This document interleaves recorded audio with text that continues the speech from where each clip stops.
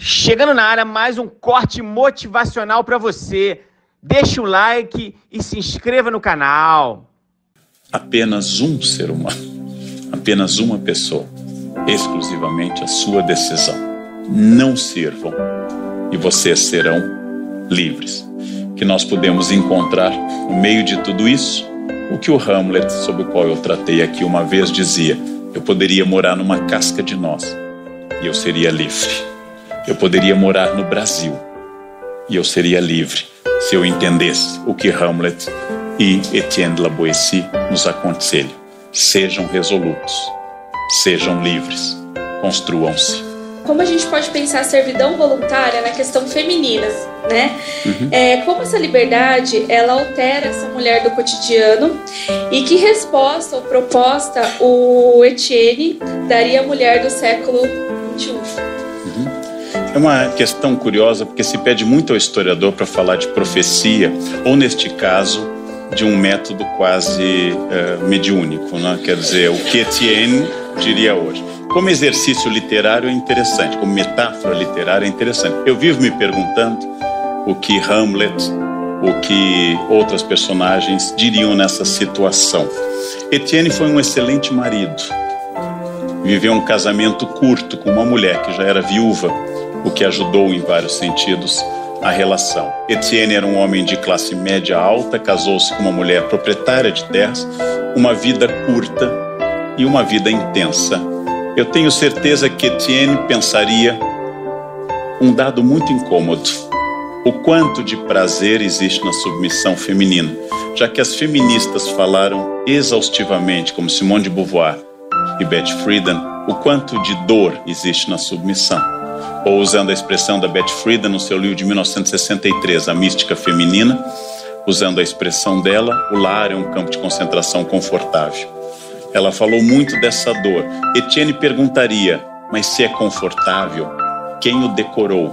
Uma questão em que você seja obrigada a colocar o quanto de participação você tem em todos os processos. Onde eu entro nessa história? Onde eu sou parte deste processo? Bom, é isto que me perturba ao ler um texto como o do Etienne, porque ele não está falando, como falaram os iluministas, da tirania, como escreveu Voltaire e outros sobre os tiranos. Na Rússia só tem um homem livre, que é o czar. Na China só tem um homem livre, que é o imperador.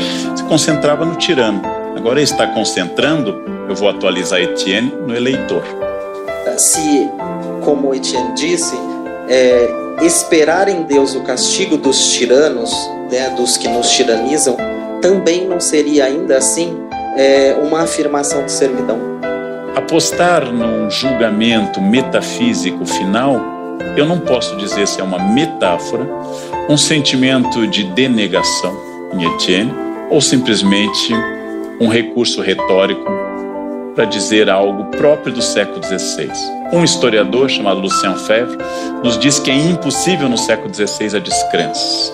Não há palavras para expressar a descrença. Não é que as pessoas não eram ateias, mas o ateísmo só é viável linguisticamente a partir do século XVII e socialmente a partir do XIX e XX. Então essa grande questão de não apelar ou apelar a Deus talvez seja a historicidade de Etienne, porque há uma coisa maior do que Etienne, que é a história. Ele é um homem inserido num momento. Ao terminar de reler mais uma vez a obra para preparar esse café filosófico, eu pensei nisso. Que prazer dar ler essa praga final. Que prazer imaginar como Dante que haveria um castigo. Mas como historiador eu sou obrigado a reconhecer que você tem razão. Transpor de mim para uma entidade a nêmesis, a vingança, não é exatamente uma servidão, mas é um pensamento, pelo menos, não crítico. É um pensamento metafísico. Ele poderia ter feito diferente, aí eu me assustaria com o Etienne. Seria como encontrar na obra dele uma referência à física quântica. Ou seja, estaria fora do seu tempo. Mas é a mesma coisa de Dante, que povoou o inferno com os inimigos da sua época. É uma maneira de eu, pelo menos, dizer que eu condeno através do álibi chamado Deus. O professor Luiz comenta que crianças são ensinadas a serem subservientes a partir do momento em que nascem. Até sua autonomia, como ir ao banheiro que aprendem em casa, é perdida na escola. Elas ficam em filas para comer, sentam em fileiras, ouvem sinais que indicam o que devem fazer em horários determinados. Quando chegam à faculdade, o professor lhes diz que isso acabou, que eles são responsáveis por seus atos. Como pensar a liberdade quando criamos por 20 anos um ser para ser submisso? Eu tenho dúvida de responder porque eu não sei se nós estamos criando crianças para submissão. Eu tenho dúvida que as crianças vão ao banheiro em horários corretos hoje. Eu tenho dúvida se elas fazem o que nós queremos. Eu tenho dúvida. Há muita diferenciação entre regras que são para o bom funcionamento de um grupo e autoritarismo. Entre autoridade e autoritarismo. Qual é a diferença? Autoritarismo é quando a autoridade acha que o sistema serve à autoridade. A autoridade é quando nós decidimos que, por exemplo, é correto que no meio do café filosófico as pessoas não peguem o celular e comecem a gritar no meio porque está sendo gravado. Autoridade é um conjunto de regras que eu estabeleço para conviver em conjunto. Autoritarismo é terrível, porque eu acho que o objetivo do café filosófico é seguir as regras e não é. Então, mas é verdade que a escola tende à uniformização, carteiras, modelos de letras. É verdade, já estudado, que as crianças que começam pintando num estilo fauvista, ou seja, sem ligação com o real, começam a aprender que a terra tem que ser marrom e o mar tem que ser azul. Ainda que o mar não seja azul, mas seja marrom, e a terra nem sempre seja tão marrom. Este processo, ele continua a vida inteira. É um processo de contenção. Os pais de hoje, por mais liberais que sejam, digam, não corre, você vai cair, não corre, contenha-se. O tempo todo. Eu gostaria que na faculdade os professores dissessem, sejam livres e pensem. Eu também não tenho certeza que isto é a norma. Certamente há um momento da vida adulta que você diz às pessoas, decidam. E este momento contraria todos os momentos anteriores que você diz, siga a norma. Respondendo como Etienne, é preciso saber o quanto da minha submissão à norma é vontade minha e o quanto ela inclui a minha servidão voluntária. Ou seja, essa é a grande questão. Seguir normas não é um problema. Eu sigo as normas constantemente. Não gritar em certos ambientes, usar o cinto no avião. Mas as normas que têm o princípio da etiqueta, que quando foi definida no século XVI, especialmente pelo cortesão de Castiglione, significa pequena ética. Ou seja, o respeito ao espaço do outro. Mas é uma questão muito interessante que mereceria muito mais debate. Nós vivemos dizendo uma coisa e cobrando outra. Vivemos dizendo às pessoas, escreva em caneta azul nessa página, em tantas linhas, e seja criativo. E use a criatividade. Nós temos contradições normativas muito interessantes. Porque é difícil, como Locke pensou, a vida em sociedade implica abdicar de vários princípios.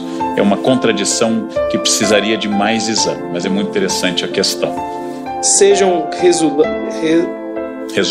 resolutos não servir e vocês serão livres.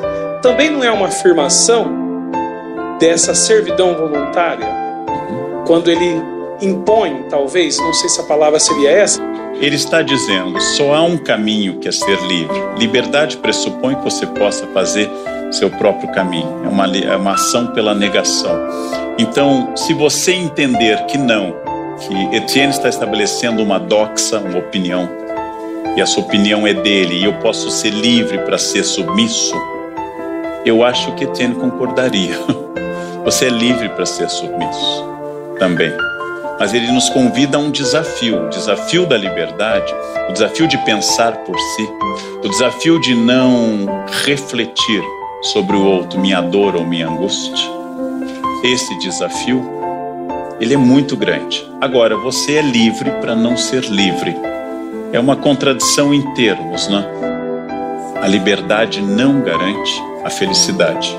Pelo contrário, eu acho que ela tem uma chance grande de tornar sua vida mais incômoda.